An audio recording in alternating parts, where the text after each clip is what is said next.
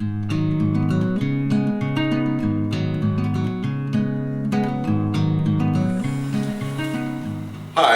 I'm Michael Frank, your host tonight for Meet the Artist, and we are here with Nette Forne Thomas, who is a board member of the 1978 Maplewood Art Center and an artist in her own right.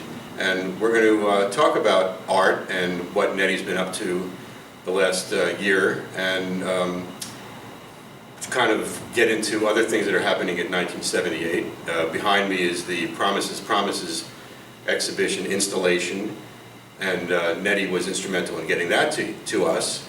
And so Nettie, what I wanted to do was really talk about the festival, which I have to refer again, the first annual Maplewood Ideas Festival back in April 2014, in which I guess Joanne Beckeridge from the Maplewood Library organized a series of talks and presentations, and you were part of that. In what way? Well, Joanne called me, and I guess she called me, probably called me around February. And she told me about the first Maplewood Ideas Festival and asked would I be interested in being the featured artist for the month of April. And of course I agreed. And the great thing about it was she said she had seen my website, so she did not need me to present any samples. And that's how it started. So she knew about you, she knew about your work, and she knew you were a Maplewood, involved artist in Maplewood. Yes, because they like to focus at the library on Maplewood artists. Right. Or not, to the exclusion of other artists. But since it was their first annual Ideas Festival, she thought that would be very, very, interesting and something that should be done. And what was the general idea, pun intended, about the art festival? I think the whole idea was to come up with people who, in their work or their presentations or just in their connections, had things that would be of interest to the general public. I know, general public. And I know David Brancaccio, who is also a Maplewood resident and is a NPR host, was one of the people who spoke there. Did you get to hear any of the lectures or the presentations? The only lecture I got to see was in fact it wasn't a lecture, the only presentation I got to see was the music. The music. And it was very well done. Great. And your work obviously was well received. Well, the work was very well received. There was a great turnout, and Joanne did ask me to give an artist tour, so I went around to each piece of work and explained it and answered questions, and it was very, very interesting. The audience was extremely receptive. Great. I know there's a show there now by Florence Weiss, who has some great works up there. I was down there a couple of weeks ago. So Joanne's really doing a great job, and hopefully one day I'll have a show there, maybe. Because each month she does like to feature an artist. Great. And I'm sure you will. Well, we'll see. But, so, you're an artist. People probably want to hear about, your work, and we'll show some things. You can send them to me, and we'll put them on. Joy will put them on. So talk a little bit about your work, and then also we'll segue to this. Okay. Well, basically, when she called me, I just finished a piece, and I called it "The Devil is in the Details," and it was a piece of a painting showing a woman in a rose, and in the rose there was a not kneeling, but a seated figure that could be interpreted as a male, and it kind of blended into the rose, so you didn't see it. But since my focus in my art is on the preconceptions of women and their status and their strive to be individuals and not just fit in a certain role, I thought it was interesting to have the rose symbolizing femininity and the male symbolizing the status that women sometimes feel obligated to fulfill. Interesting. So that was the focus of the piece. And I know that you use a lot of the doily and sort of fringe things, which are sort of feminine metaphors in a way. Yes, but I don't use doilies. I etch into acetate to give you the feeling of a lace doily. but I do not use any fabrics in my actual presentations of the artwork. Now, I have used lace surrounding the artwork, but the main thing is to create the illusion of lace by etching into this acetate. And by doing that, I can incorporate my own images in the lace, whereas if I just bought lace or found lace, it would already have images in it. So I create my own lace and put figures in it, usually the infant or the male. And you have to look to see it because it becomes a part of the lace. And so it's attractive in that way to get the viewer to come closer Yes. to it and check out all the nuances.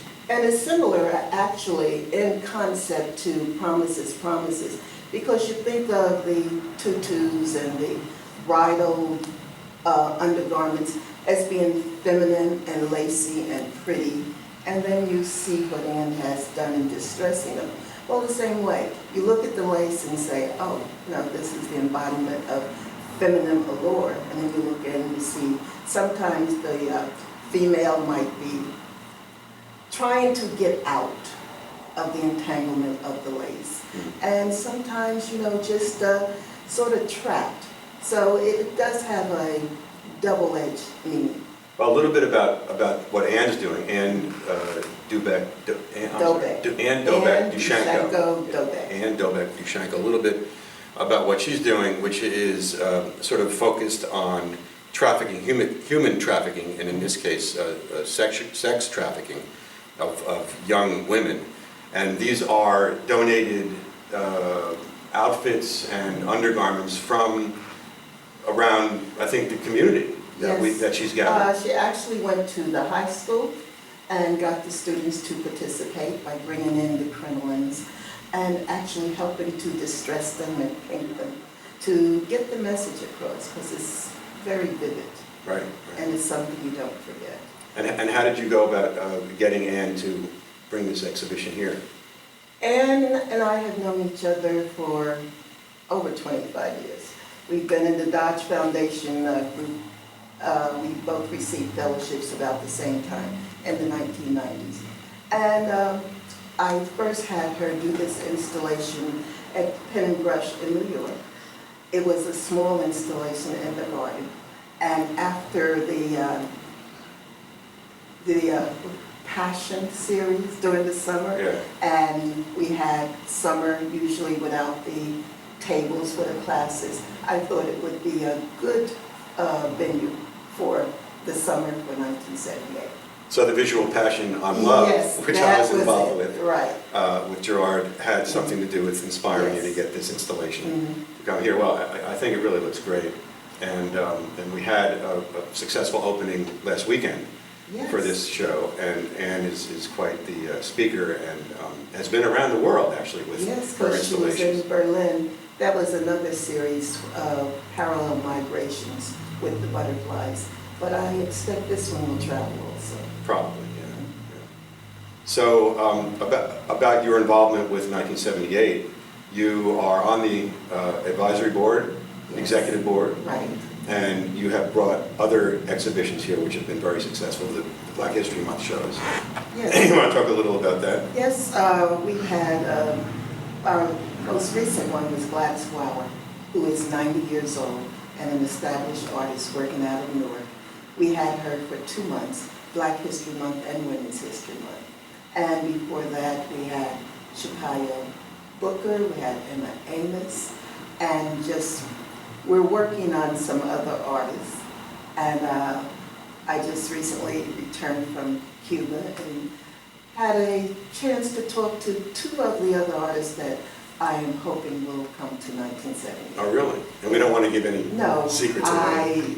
No definite commitments, but they are interested. That's great. That's great. Well, Nettie has been working on her own work and has taught and has quite a vast career in the arts and knows so many people that it's just ridiculous. All you have to do is live long.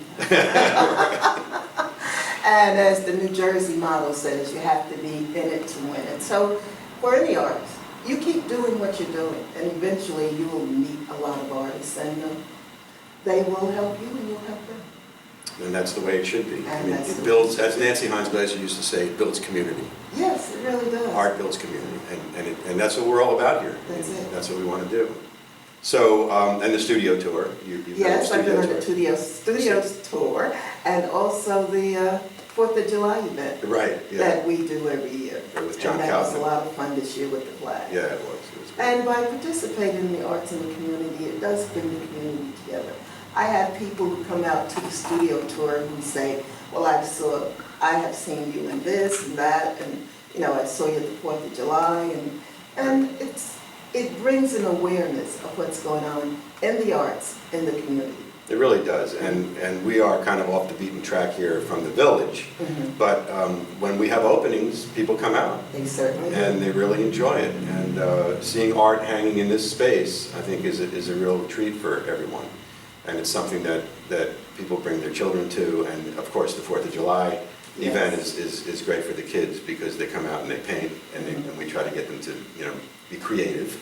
And that also entail a lot of community involvement, especially this year, with so many of the people who did their section of the flag, not necessarily being a professional full-time artists, Right. but they were some very creative interpretations. It was a chance for them to kind of shine. Yes. And there were 94 pieces that were put together to make up that flag, and it really was a knockout piece. I mean, It was. And I think It really was. next year, John's talking about doing the painting by Leutze at the Met, Washington Crossing in Delaware.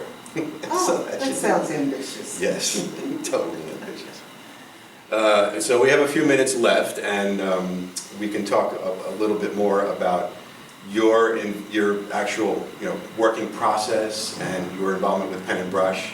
So take it away on that. Well, actually, I like the idea of creating the feeling of lace, the trompe l'oeil feeling. So what I've done is I take acetate, the heavy acetate, and use the dry point inscribing needles and just etch into this very deeply to get the feeling of lace. And then I can embed my own figures. I've done that with painting on what's called clayboard. I've done it with drawings with the overlay of the acetate on top of the drawing. And it's really satisfying because many times people think it's a piece of lace, and that's the whole effect I like. The illusion. Yeah, that the you were illusion talking about of lace, before. right. And what about found objects? Do you use a lot of found Oh, objects? yes, and I like antiques. I like old stuff. So when I find something that appeals to me, an old cabinet, an old frame, part of an old chair, I will incorporate it into my work. In fact, one of my pieces from my Laced and Ladies resulted from a lantern falling from my porch, and it had 6 wrought iron pieces. So in each wrought iron piece, I did a piece of art to fit inside. So they get almost sculptural, relief Yes, type they do. of, yeah. Mhm. Yeah, well, that's great. So we have about 5 minutes, and I wanted to ask you finally what it is you have in store for the future. Well, hopefully another exhibit. Hopefully, all artists want another exhibit, right? But there are a couple of things. I've been in a few shows in New York with the United Women Organization, and they are coming up with one that is the National Association of Women in the Arts, and that will also be in New York. So I'm hoping that I will be in that one. I prepared and submitted some pieces. How many pieces? 5. Oh, good, okay. So that's a competition that you Yes, and are I've been involved in 2 in New York in the past year.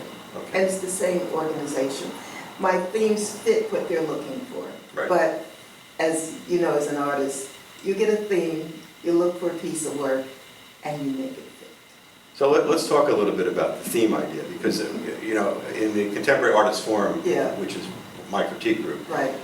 and by the way, we're having a show of that group in September. September 14th is the opening. So if anyone wants to come to that, September 14th from 2 to 5, we have an artist talk at 3 o'clock. We have refreshments. And we critique each other's work. And it's really a very exciting class. Right. And a group of artists that we love to bring together and look at their work. But you have to be more self-critical sometimes Yes. about what you put into a show, and you kind of self-edit. And do you ever find that difficult to do? Which work to pick for a show? Yes, because art is subjective. I mean, I like a lot of stuff, all different kinds of things. And jurors are the same way. So you have to select what appeals to you. For example, there was one theme show at Pen and Brush, and the juror was Morley Safer. And the whole idea was to depict stories that had been in the news. And at that time, there was a story about a runaway bride. She was supposed to get married, didn't show up, they didn't know where she was. So I did a piece called Runaway Brides. It did appear in other exhibits, but it was not selected for that exhibit. And when I saw the selection, it was based on the fact that the juror was a newspaper man. He was not an artist. And many of the artists simply made a title that was relevant to the theme instead of creating a piece of work. So as a wordsmith, he looked at the title instead of the actual word. Right. But it is a challenge Well, sometimes. 60 minutes, yeah. Yeah. All right, well, I just, we have to wrap it up, and I want to make one more plug for a 1978 exhibition, and that is, so the show is Phyllis Carlin, a memorial of a life's work, and it's a tribute for Phyllis Carlin, and it's on September 7th, Sunday, September 7th from 2 to 5. So come and join us. We'll have refreshments and a lot of fun. So you're going to be here for that, right? Oh, I most definitely will. I had lunch with Phyllis. She's a wonderful great? person. Yeah, that's it for tonight. My name is Michael Frank, and I was happy to be your host, and Nette Forne Thomas. Thank you for coming. Thank you.